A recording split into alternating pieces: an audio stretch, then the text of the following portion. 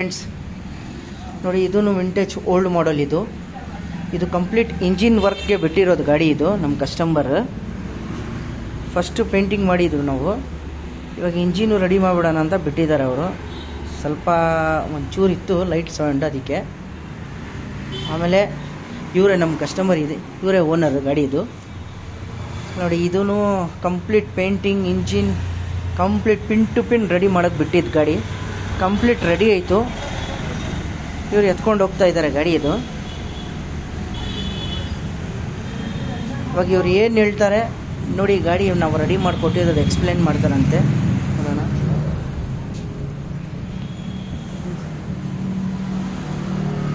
Hello friends, ನಮಸ್ಕಾರ. ಶ್ಯಾಮ್ ಸುಂದರ್ ಅಂತ. ನಾನು ಭಾಳ ವರ್ಷದ ಬುಲೆಟ್ ಓಡಿಸ್ತಾ ಇದ್ದೀನಿ. ಸ್ವಲ್ಪ ದೂರಾಗಿದೆ ಸರ್. ಆಮೇಲೆ ನಹೀದ್ ನಮಗೆ ಭಾಳ ವರ್ಷದಿಂದ ಗೊತ್ತು.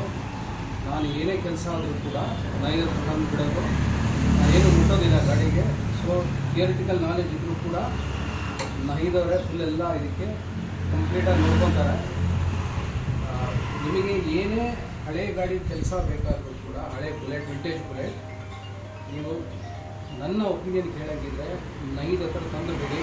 ಯಾವುದೇ ಥರ ಡೌಟು, ಯಾವುದೇ ಥರ ಇದು ಬೇಕಾಗಿಲ್ಲ. ಫಸ್ಟ್ ಕ್ಲಾಸ್ ಕೆಲಸ ಮಾಡ್ತಾರೆ. ಇಂಗ್ಲೆಂಡಿಂದ ಯಾವ ಥರ ಕೆಲಸ ಮಾಡಬೇಕು ಆ ಥರ ಫಿಟ್ಟಿಂಗ್ ಮಾಡ್ತಾರೆ.